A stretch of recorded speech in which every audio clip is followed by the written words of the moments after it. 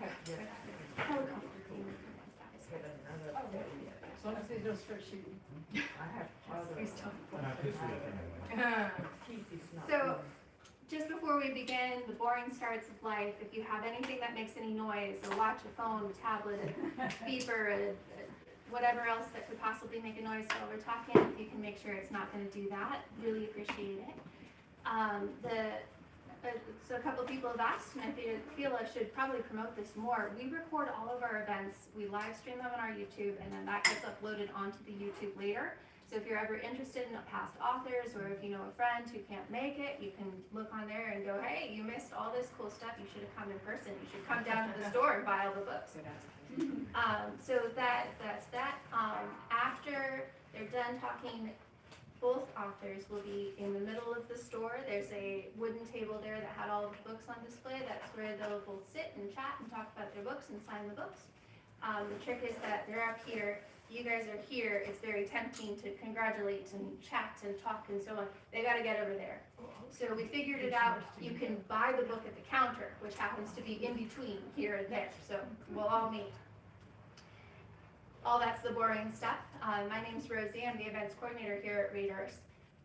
One thing that we were thinking about way back in April when we booked this event was how dear writing can be to the soul and to how we think about ourselves and how we think about what we're passionate about. And both of these authors, Jordan and Rebecca, really write from a place deep within their souls, passionate about the environment, passionate about feminism, passionate about the world around us and activism and how to take care of each other.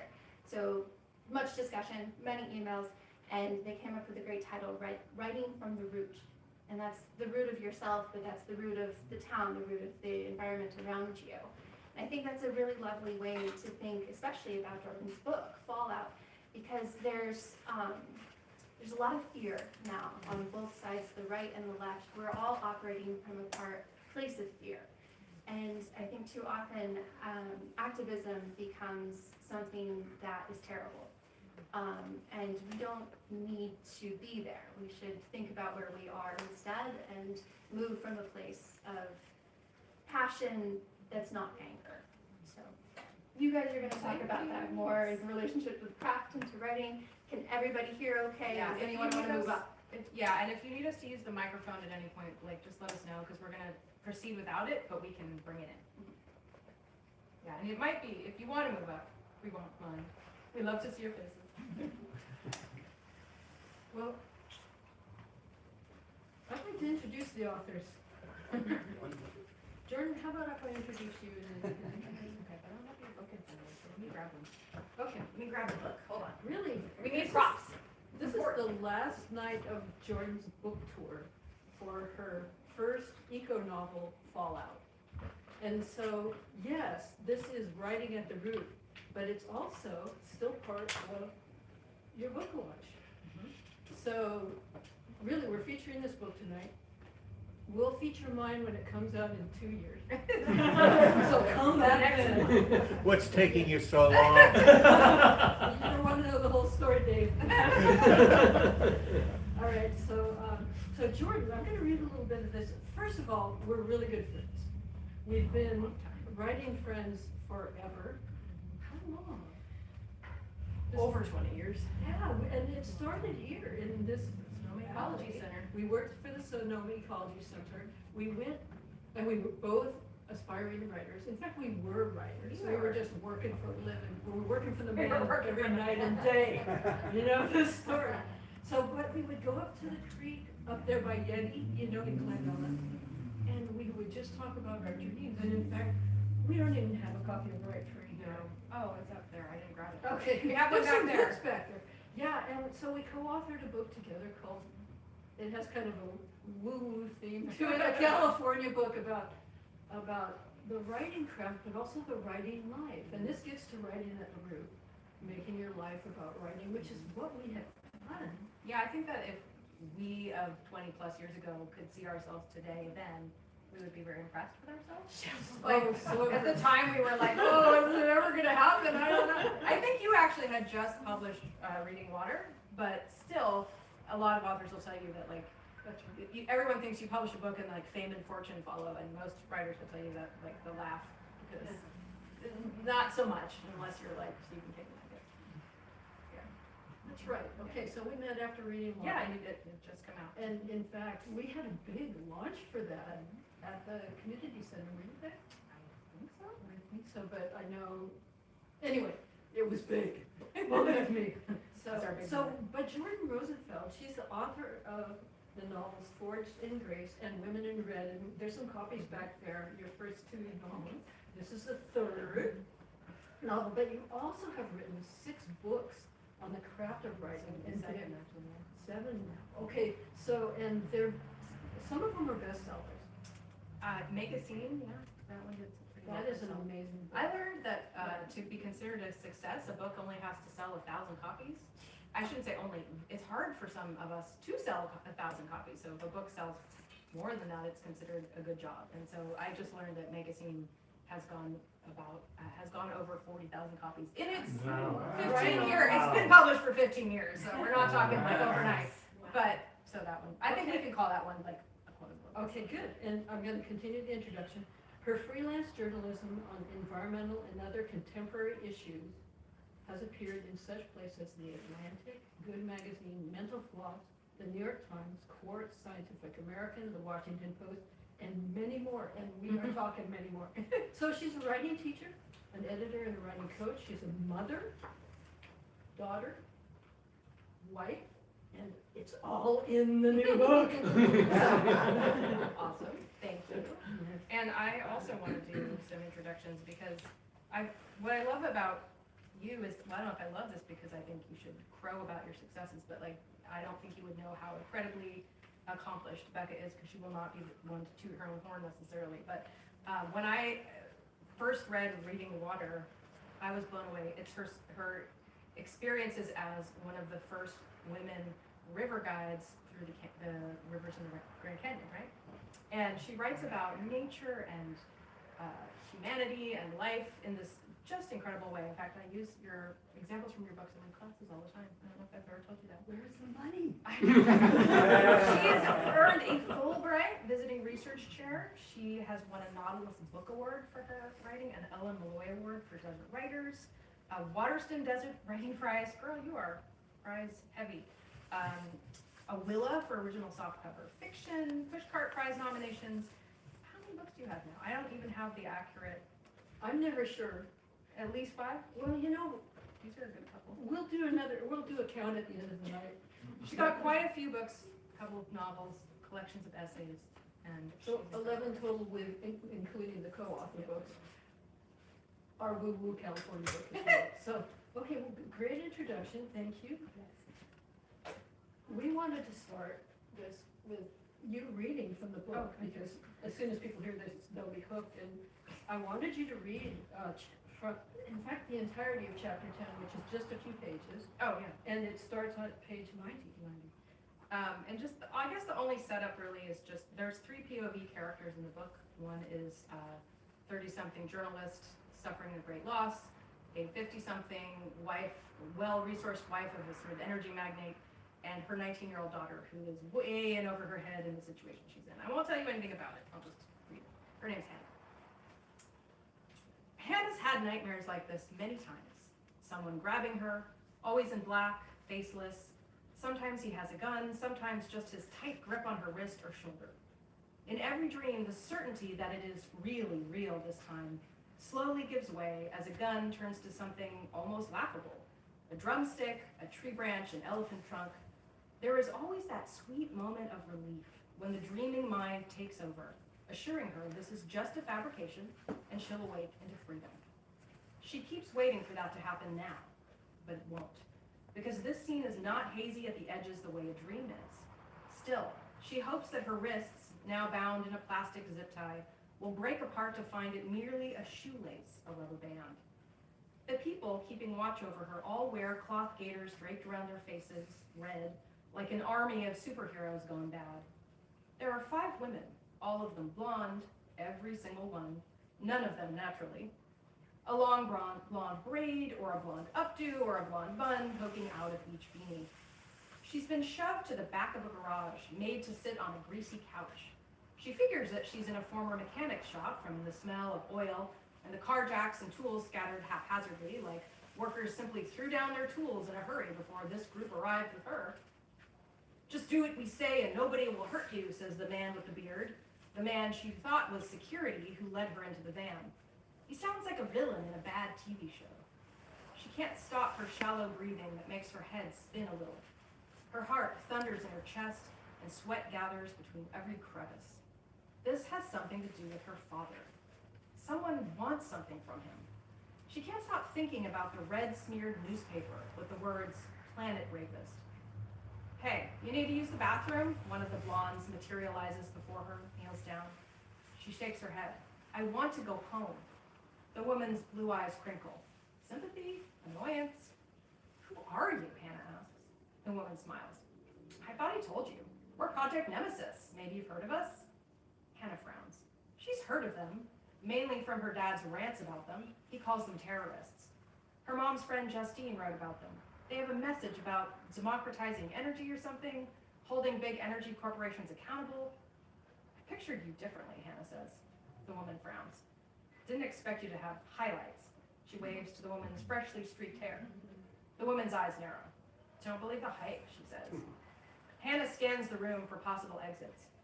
"You know what? I do have to pee," she adds as blonde number 5 starts to walk away. The woman sighs, but helps Hannah up and leads her to a cramped bathroom that is little more than a closet. Hannah grimaces at the stained toilet bowl, the smell of urine strong in the room. She holds up her bound arms. "I can't wipe like this?" The woman sighs heavily, pulls out a pocket knife, pink, from her crisp new khakis and cuts open the zip tie handcuffs. Hannah shuts the door. There's no window big enough to escape through, so she just sits down on the closed toilet lid and puts her face in her hands, trying to think. They're gonna try to ransom me to Dad? What do they want? She wishes she could get a message to someone, anyone. If only Colin was here. She doesn't know how long she sits in there when 3 sharp raps against the door startle her out of thought. The door is flung open. It's the man who escorted her out of her home, glaring down at her. He doesn't seem to realize his gaiter has slipped, and she can see almost the entire top of his face. "Just finished peeing," she says, holding up her hands as though to show she hasn't grabbed the plunger as a weapon. The man scowls at blonde number 5. "I told you to keep eyes on her at all times." Blonde number 5 shakes her head. "I'm not gonna watch her pee, for fuck's sake. And look, she can't get out that teeny little window." She points over Hannah's head, glares, then reaches in and grasps Hannah by the wrist, hard. Despite her desire to stay stoic, she squeals at the pain of the small bones grinding together. He drags her back to the spot on the couch. "We are not fucking around here, lady," he says harshly, and though some part of her has the urge to laugh at him, she quickly catches sight of the butt of a gun poking out the top of his pants and shuts her mouth. "What do you want?" Hannah asks. "Money? My dad's got plenty of that." The man smirks, shakes his head. "We don't need your daddy's money." For the first time, Hannah feels a stab of true fear. If they don't want money, what could they possibly want with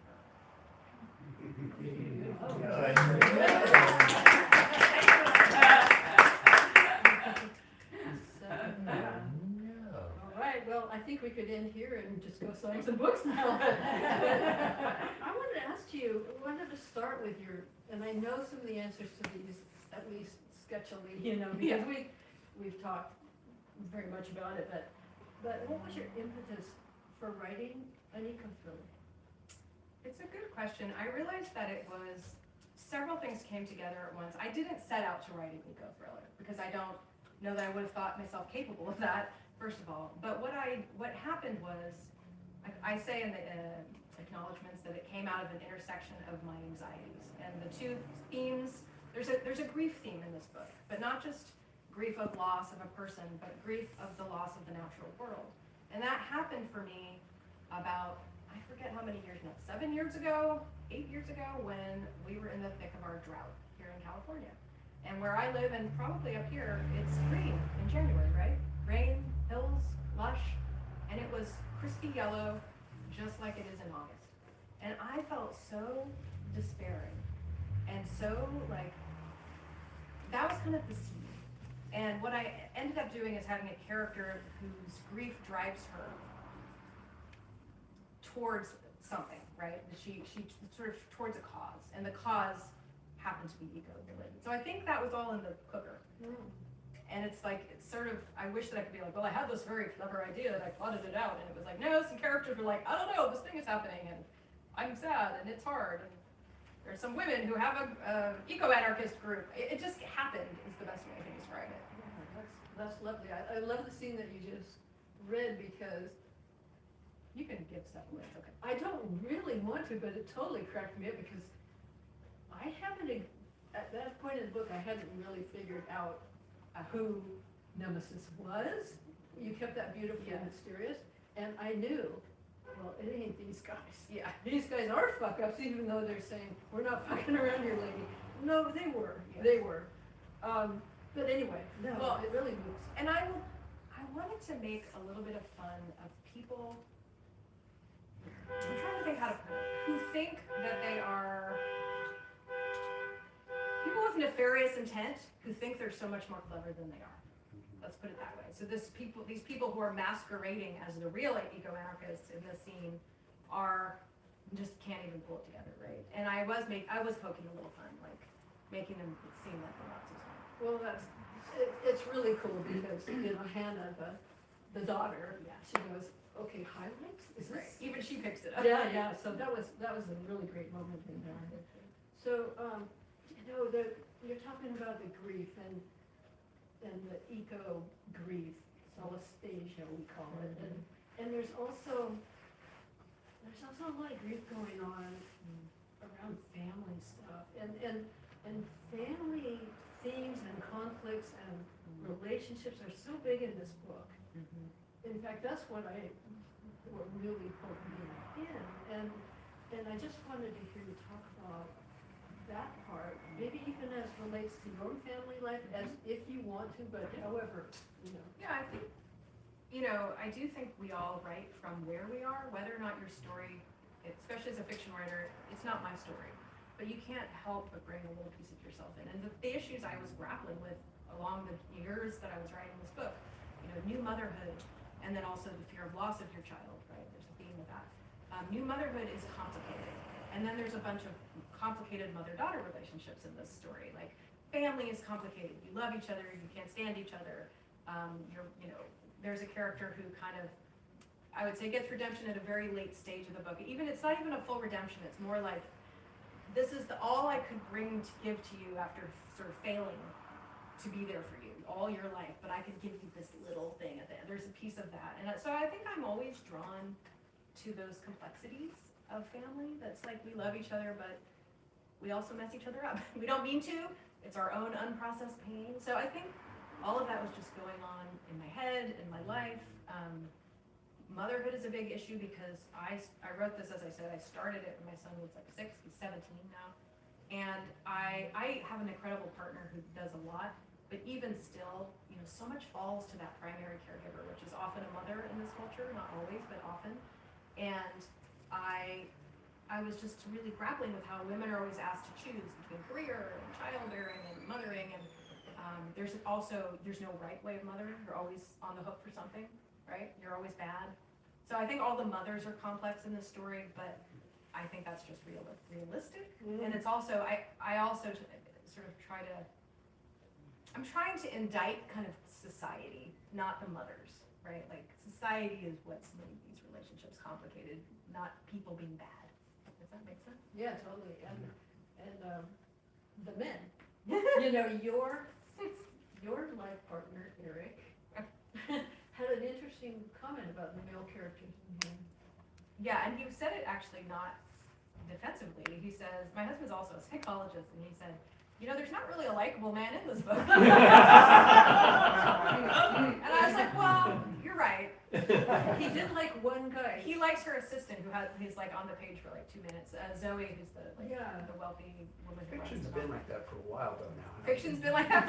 I really wasn't setting out to cast men in a bad light. I have lots of men I love in my life. I was thinking more of like patriarchy, like the patriarchal systems, that if you think about, environmental damage, and you're well versed in this, it's these, you know, big industries that have historically, maybe not so much anymore, been run by men who have, you know, suppressed data, who've refused to make the measures in time.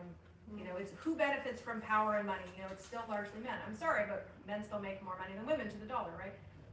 And I'm not trying to excoriate individual men. I'm trying to speak to the systems. So I think that's why that comes across. But I also, a lot of people have asked me, like, well, the women are also morally gray in this book. There are women doing things you could call out as questionably ethical, right? The women of Project Nemesis themselves have to stoop to some levels, which I see as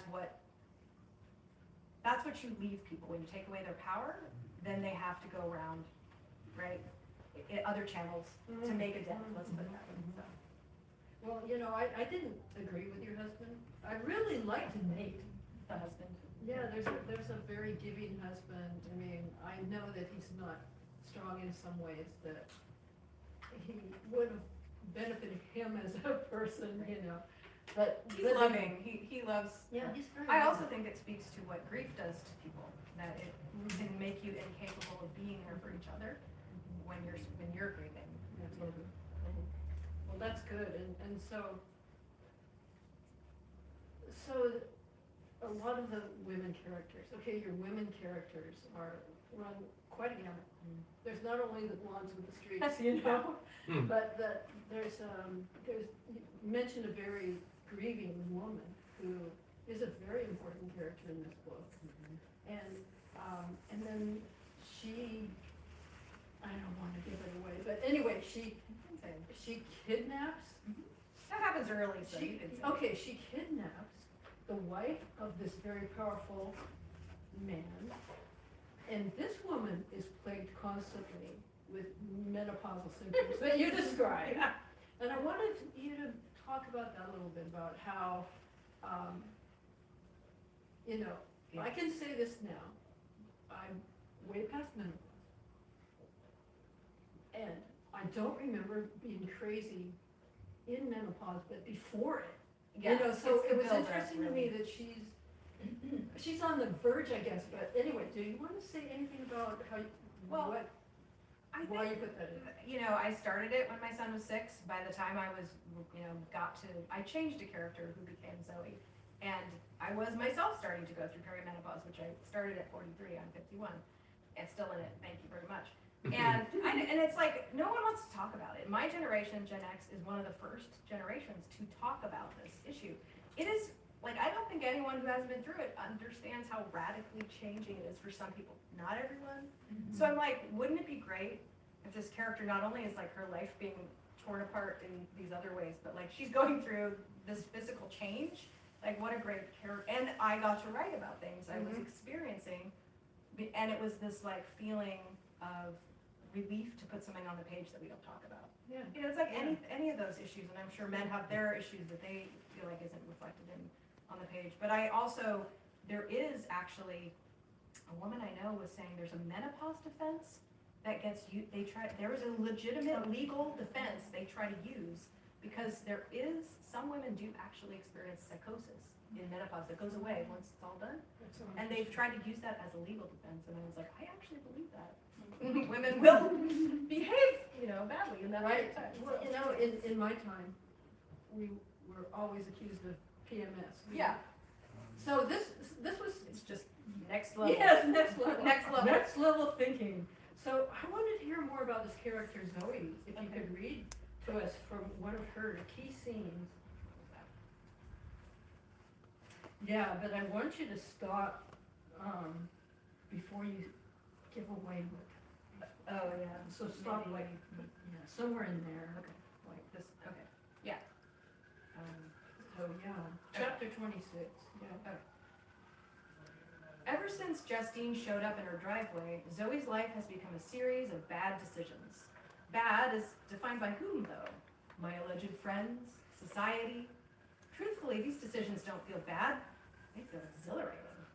With each one, she throws off a shackle, a corset rib, revealing something tender and real. She stands outside Spencer's apartment with the gun her husband gave her for self-defense, usually locked inside the safe in her bedroom. This is only the latest in this string of bad decisions. Maybe, in fact, the worst of them all. And she doesn't care like the Zoe of even a week ago would have. Phil won't absolve her of this or make it go away. Am I breaking down just as surely as Justine did? His apartment is, blessedly, at the very end and back of the complex. It would be nondescript, except for the biggest, most garish American flag and the smaller Confederate flag right on the porch. The audacity. Justine spent a couple hours teaching her to pick a lock, and so long as the terror making her hands tremble doesn't thwart her, she's going to do this. Lock picking, particularly on shitty apartment doorknobs, turns out to be surprisingly easy. Maybe too easy? She slips inside. His apartment is dark, smells faintly of microwave pizza and cologne. A series of empty beer bottles are lined up along the counter in the kitchen. Other than that, his apartment is neat, almost impersonal. A black leather couch in the small living room with an entertainment center, a stack of porn DVDs, no surprise, and some action-adventure movies. She moves to his bedroom. Double bed, covers tossed in a tangle, a dank, musty smell, dirty underwear on the floor. The walls are plastered in posters of half-naked blonde women with glistening fake boobs. She tries not to gag, imagining his bedside manner with the ladies, a couple of quick grunts and thrusts, and then passing out cold at the unlucky lady's unfulfilled side. And I just want to preface the next part is not my opinion, but the character. Also on his wall, a horrifying old cartoon with black folks drawn as caricatures. No personal photos except for one photo of a little boy holding a toy gun by his bedside. She can't look away from that photo for a long moment. It is hard to tell when it had been taken by clothing and location. Is it him as a child, his son, a brother? It doesn't matter. She is not going to everybody was somebody's baby, this asshole. She pulls open drawers, looking for anything, a camera, prints, something. She goes through his t-shirts and sweatshirts, digs beneath his clean underwear and socks. Nothing of note. From his closet, she yanks out sweatshirts and shoes and is discouraged. Before she makes the big reveal. I won't say what it is. Well, this is a big stretch for Zoe. Yeah. Yeah. But a lot has happened up to that point. Mm-hmm. One of the, I don't set out to do these things, but one thing that emerged that other people, as people have asked me questions on the way, I realized that there's this theme of complicity, or I don't know if there's a better word for that, but like how in a way we're all a little bit complicit in our own demise. Like when something happens, like we're not just victims of our story, like we've played a part. And Zoe has lived this very comfortable life. She comes from a very, very hard and difficult background, and she kind of traded up with this rich husband, like, I will kind of scrub away your past in trade for this life where I do some crappy things, but you live a rich life, right? So she's got this complicity. And then, you know, everyone has a piece to look at in the story, you know? So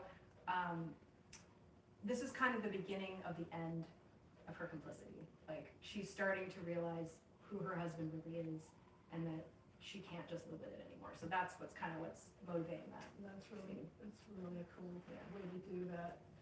And, you know, some of the blurbs on your book call this a page turner. And I did stay up, you know, I got up when I couldn't sleep because I'd been reading it and I got up and read it in the middle of the night, you know, so it's sort of like, yeah. So for me, yes, with my book. Yeah, thank you for this. Here, I'll put my book. Your book is more flexible.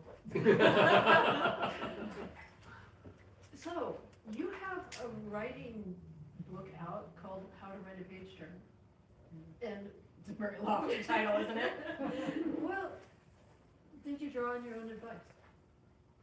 Yeah, I think that I've internalized my own advice, like, over the years. That the writing craft advice I give, I can safely say now that I do practice what I preach as a writer. And but one of the things about writing craft books for me is it's my own way of deepening my own experience and understanding. That I write them to get better as a writer myself. Like I love craft analysis. I love to read books and figure out what the writer did. And if they're like me, they don't even know what they did either. But I can tell them, you know, maybe you didn't do it on purpose, but you did this cool thing. And so for me, books like that have all been about analyzing craft and then like learning to practice it. But what's funny too is, of all the books I've published, writing craft books sell way better than fiction, so people would rather want to be a writer versus, right? Anyway, Yeah, it can be a hard road to hoe, yeah, it is. especially writing from the root, you know, you just have to what is it? Bleed, start to crack. Yeah, yeah. What's that famous? There's the one, writing is easy, you just sit at the typewriter, I think, And sweat blood. and bleed. Yeah. But also, there's another one that's like, oh, writers are people for whom writing is harder than others. Which I I like that, that's good. Anything else you want to say about the process of writing, before we open it up to conversation? Well, I wanted to ask you a question, Okay. because you are also a very prolific and deep writer of important topics. So I wondered if you, when you tackle writing, are you coming in with, I have something important to say? Like, where's your starting point when you pick up a book of essays you're gonna start working on, or a novel? Like, what pulls you on? Yeah, I think it's, you know, I don't think I got into writing because I aspired to be a writer so much as I wanted to make sure the stories I was living, you know, the time I was living in, was documented. Yeah. And from my point of view. And so when I sit down, every morning to write, I go, where are we in the story? Because I'm not writing about my life now on Yeah. every page, but I'm writing about, you know, because I'm writing memoir right now. And it's, you know, we can look back through rose-colored glasses, and I do a lot of that. But also then I go to my journal notes, and man, it was not all rosy, you know, it was hard work. Laura, you can attest to how hard river work is. And, Yeah. so, and being one of the first women, it was just, you know, You're the first woman in anything among the that's first women. among, but still, it's hard, right? Yeah. It's like breaking boundaries and stereotypes Right. and prejudice. Right, and when I was in it, I was thinking, oh, great, I'm opening the door for women. And we know in our society, the door's not open for women in the way I was picturing. But I was talking to one of my colleagues from that time just yesterday or something, and we said, well, we did open up a corner of the world, you know, because in that realm, Grand Canyon boating, for instance, it's half women. And they tell me, you know, hey, it is still a bitch, you know, because there are still people coming down from their, Preconceived versions. yeah, or from their executive jobs, and I was told many times, you know, look, I'm not taking any more of your guff, miss, you know. But anyway, so I write from a place of what matters. Yeah. And right now, I'm writing, in this memoir, I'm also healing from cancer. And I take a pill every day, and I will for 5 years, to suppress my hormones. So I went into a second menopause, and I was kind of happier before they started messing with my hormones. So I get it, you know. Yeah. But I talk to the young women who are in my situation, and they've frozen their eggs, you know? And because they don't know what's gonna be on the other side if they're taking 5 years of this pill. So all this stuff, you know, is part of what gets on the page. Yeah, and you are so beautiful with an image or a metaphor. I have a new writing book coming out on voice and tones, so sound of story it's called. And I use some examples from Reading Water in there for the way that you Yeah. put words on the page, the sound of your words and the imagery you use. She's just an exquisite writer, I tell you. So I've learned a lot from you. over the Thank you. years, Truly.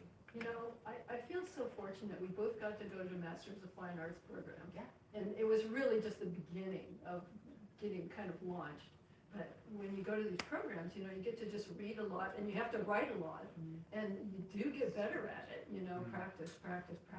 So I think that, I mean, I was just out of the master's program. Yeah, and then I went into one. Yes. Yeah, no, it's been fun.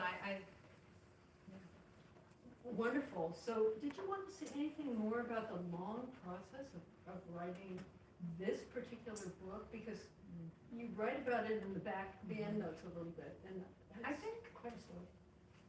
you know, I do say I wrote this book over 10 years, and that's not to say that I was, like, I had drafts done before 10 years. And we were just talking earlier that a lot of what held me back was frustration with the publishing industry, feeling discouraged by it.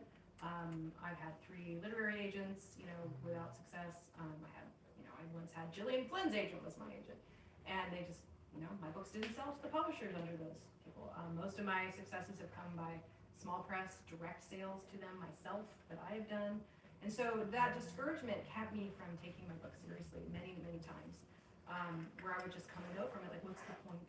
And so I had always had to kind of come back to this place inside me of like, well, I do this for me. I do this, you know, and if 5 people read it, great, you know, even if they're my 5 beta readers. So yeah, it's there's a lot of, now I'm at a stage of life where I kind of feel like, who cares? Like, I'm just gonna find my way.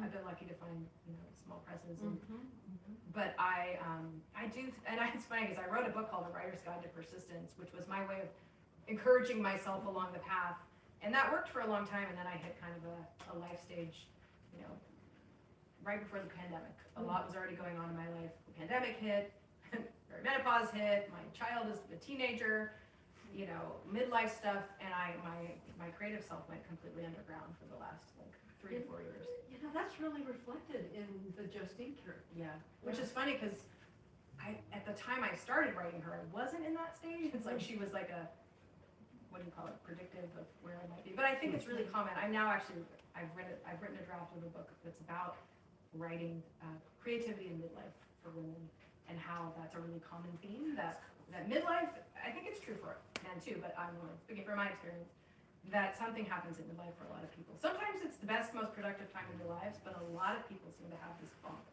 where just everything comes at once, right? Maybe you're caring for elderly parents, fledgling teenagers, your body's changing, your relationship's changing, your job's, whatever, you know, there's a pandemic, who knows, the world is chaos, and so I'm finding it really interesting to speak to other people about their own journeys into the underground, and then how we come back out. And some of the people in my book aren't even writers, but they're creative people. So That's really rich, that's wonderful. How would you feel now if we open it up to questions from the studio audience? the studio. Can I get my phone back so I can Yeah, get pictures of certainly. you beautiful people? Yeah. You are awesome for being my No worries. photog. I like to have a little record, is that okay? You're also very lovely. Yeah, thanks for coming out tonight. We didn't thank you at the beginning of this thing. But I guess I'm always curious, like, what if you didn't know us personally, what brought you out? You know, what made you just like to hear people talk about books, or something that inspired you to come out? Or if you want to ask something else, ask us anything. Anything. We're open books. Yeah. Well, I'm an old friend of Becca Yes, from from Oakland, California. Oakland, California. Yeah. Very We nice. went to Grass Valley School in the hills above, That was our elementary school. Elementary Grass school. Valley, Gold. Grass And Valley, my best- Green and Gold. my best friend was her brother, Yeah. Tim Lawton. Yes, yes, you guys were great together. Yeah, That's and Becca and Jennifer were the cutest girls in the school, and the Especially smartest. Jennifer. Especially Jen. Yeah, smartest. And Tim ended up a geologist, went to Stanford. Dr. Lawton. Well, Yeah, Dr. I have Lawton. friends here who've known me since before I was born. Yeah. Let's hear from you too. Thank you, Dave. Yeah. Yeah, it's good to see you. Got some ex-babysitters there. Yeah, ex-babysitters, very, very special people in my life. In fact, ex-babysitters of my mom. We go way back. Okay, that's No, not, no. that is a hard job. Just her. What was that? Babysitting South House and easy job. She was a cinch. Her parents always said, gotta keep the house dead quiet or she won't fall asleep. She had the stereo going, TV on. I'm like, who She gave was them out that like a advice? light. It's the worst advice ever. That is so funny. So, I heard earlier something about craft book. What is it about? Writing craft. So like people Okay. who want to learn how to write All right. a particular angle of writing craft, I write about it and teach writing craft. So Oh. if you're interested in writing, that might be useful to you. You got pointed at. Speaking of writing craft, Yeah. I always feel awkward with dialogue. I just don't know if I'm doing it right, or do you have any like Well, I Tips love and tricks. this, and I'd be curious what you have to say. There's this quote, there's a great book actually called, it's not about dialogue, but it's called Between the Lines by Jessica Page Morrell. And she quotes, I don't know who he is, this phrase that dialogue isn't just conversation, or it's not just speech, it's conversation's greatest hits. Like, it should be memorable and a little bit stylized. Like, we don't want to sit around and hear people talk about mundane pleasantries, where you're gonna go have dinner, what time, like the stuff you lead all the stuff that you would normally do in real life from fiction. You try to get this kind of, is it revealing character? Is it driving the plot forward? But that is not an answer either, right? Because that still takes, and it takes. Yeah, no, but that's a good place to start. And another one, what's my go-to book on dialogue is called How to Be a Playwright. And it's by Janet Nipris, Neipris. You can almost not find it, but if you want to borrow mine, Roy, you borrow it too. Because she talks about dialogue in a way that dialogue, and this is for plays, but it also applies to fiction very much, is you want to have always a sense of conflict. You never, if someone asks a question, the other person never answers it. Yeah. Because when we're talking to each other, we're not answering each other's questions normally. We're hiding stuff from each other. Where's Roy? And so if you can keep a sense of conflict in each until resolution, then it's interesting. Otherwise, it's like That's a Yeah. theater technique where, I forget who told me this, it might have been in graduate school, that you have one character, it's like one character saying yes and the other character saying no. exactly. But also in the book that's coming out called Sound of Story, I talk a lot about how character voice is really created by a couple of things, like history, who the character is, their experiences, as well as things like syntax and how they talk. But the more you get to know your characters, like who they really are, not just that surface layer, the more you can kind of hear the way they actually speak. And then, so it's like all these things you got together. Yeah. But that's a good question. Yeah, it's a great place. I love people who, there's a great. That's an advanced writer because Yeah. when you're asking about dialogue, you've gotten some of the other stuff down, don't you think, Chris? Megan Abbott, even if she's not your style, read Megan Abbott. She's the master of that kind of dialogue we're talking about. She writes kind of psychological suspense thrillers. Wonderful. So I want to change the subject because I can't write dialogue. I've never tried, and I get just scared to death of ever doing it. I'm always in awe of people who can, and I love being carried along by a story. And I almost feel like I don't want to jinx that by learning the mechanics of it. Oh, yeah. So, but I am fascinated by the genre of climate fiction.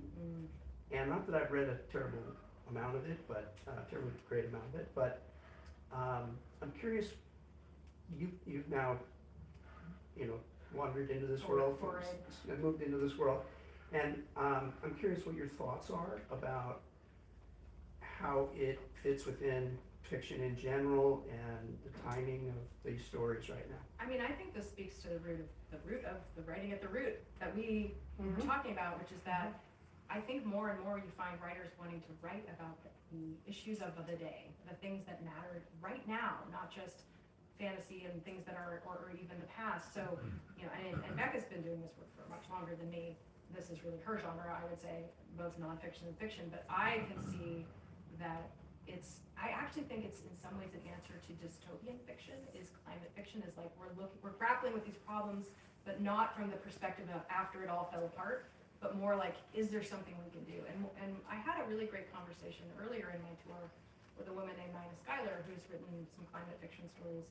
And what we came to was like, what we want people to take away is not to feel despair and overwhelm and solastalgia, like it's all over. We want people to feel like, yes, every little thing you do does matter. Maybe you're not going to move the needle to keep the climate, the planet warming from that, 2 degrees Celsius, but you can make a difference, and you can make yourself feel good, and you can connect. So, what is your thought on climate fiction? Yeah, climate fiction. So I've published some climate fiction, and in fact, one of my books that isn't here tonight is a book it's fiction all about water and drought and how the characters in each. It's not fiction, but this one is also about water. Yeah, reading water is too, but the What I Never Told You stories, it's all water fiction, and how each character feels about being in a situation where there's not enough or too much, or, you know, where things are a little bit out of balance. But I've published climate fiction in anthologies. Kim Stanley Robinson edited an anthology, and I have a piece in there called Tuolumne River Days about, and it's completely made up stuff. But it is also very, in my opinion, very believable, and he must have thought so too, because he included it in this anthology. And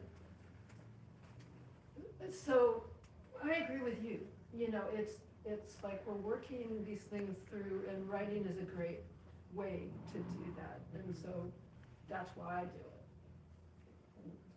And I think that you know, years ago I did some research on like why is it so hard to get people to make changes. This is like years ago, that like sustainability changes, and it's like, first of all, people feel really overwhelmed most of the time, and you can't scare people, and you can't guilt them into change. Like those two things don't work very well. So I think story moves people, right? And so I think that is, I think you're going to see more of this. You're going to see more issues-driven fiction of a lot of kinds, especially now as things feel so very threatened, so much more threatened than they already were. And I think it's both a way for us to process it, but also a way to try and move people towards change or hope. Yeah, I completely agree with that. There's a book called Story, what is it called? I'll think of it. Story Proof. And it was written by a fellow who actually lives in Sebastopol, Kendall Haven. And he was funded by NASA to figure out why no one knew what NASA was doing.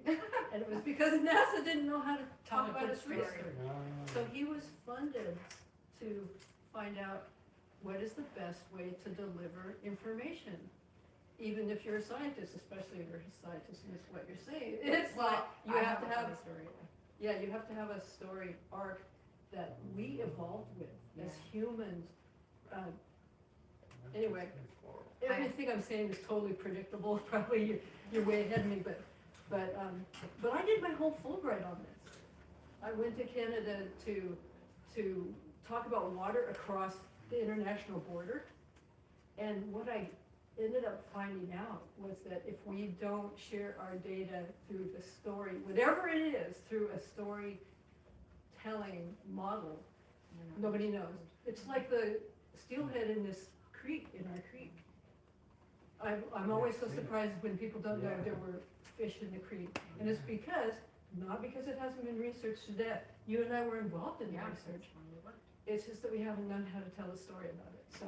Well, the funny story that makes me think of is I had an editing client who is a climate researcher. She lives in Norway, she's American, and she works for the University of Oslo. So she invited me to come to Norway to help this like conference of academics, all climate change scientists, teach them how to tell a story. And I've never had a tougher audience in all my experience. That's so true. Scientists were like, a metaphor, what? I gave them all these, and they were just like, it was only a few would come up to me later and go, I really see how hard you're trying. Thanks so much. Like, it's like also a way of learning and being taught, right? You're one of those rare people who's a scientist and a writer, both. Like, you are an unusual bird in some ways. Yeah, and I was a better scientist than I am a writer. I think. But anyway, who knows? We know ourselves least. Yeah, Anyway, that's so- for sure. Yeah. I'm hearing a lot of different Thank you. approaches to writing. And I'm wondering if one is going to present in like a memoir form. And the impact as if like you're an activist as part of your story, like two of you, obviously. I guess the genre of a memoir, if you can give some insight into what to emphasize or whatever you can. Yeah, that's a great question, Mary. I had to study memoir in order to write the one that I'm now contracted for to write. And there's this really great teacher, Marianne Roach. She's got a book. Yeah, what's her? She's got a book on writing memoir that you have to read. Just it's a slim little volume, and I don't think anyone talks about it more clearly than she does. Because we can all write more than one memoir about our lives. But which part of your life do you want to tell about? And then it's gonna have 3 acts. You're telling that story, it's gonna have 3 acts like any narrative art in, our cultural experience. Yeah. And so it's sort of like I'm writing about becoming a Grand Canyon boat woman. I'm also writing my healing journey from this cancer as the frame for it. Because when I took a class from Marion Roach and she said, you're writing about the hero's journey. I researched the hero's journey. I didn't live the hero's journey. I lived the heroine's journey, and I'm still on it. So I'm writing about the heroine's journey as told by my experience as a Grand Canyon boat woman. However, I could also write about growing up in Oakland or something. So you decide which part of your life you want a memoir. And then you look at it, how am I going to tell this in 3 acts? And her book could help you.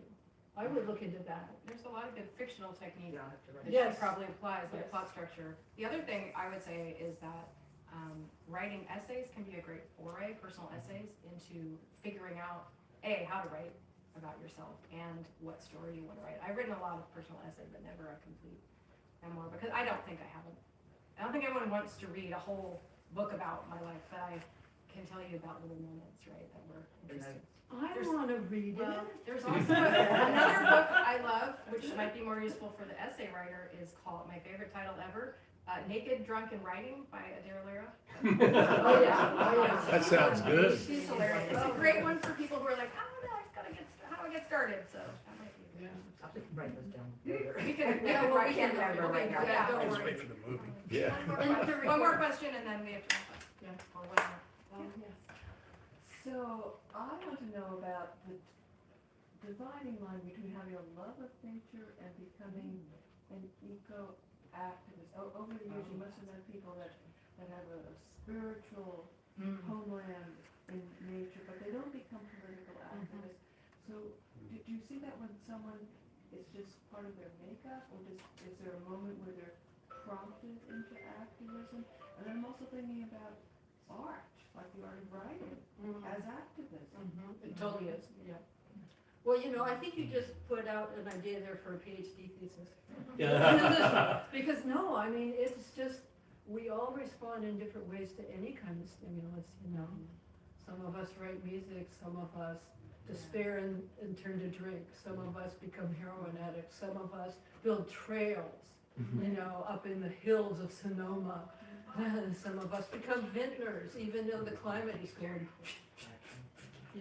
So, I mean, I've been, yeah. I think it's a very personal question. For me, I'll answer my personal journey. I did not become an activist until I fell in love with a river and it was going to be dammed. So that was the impetus.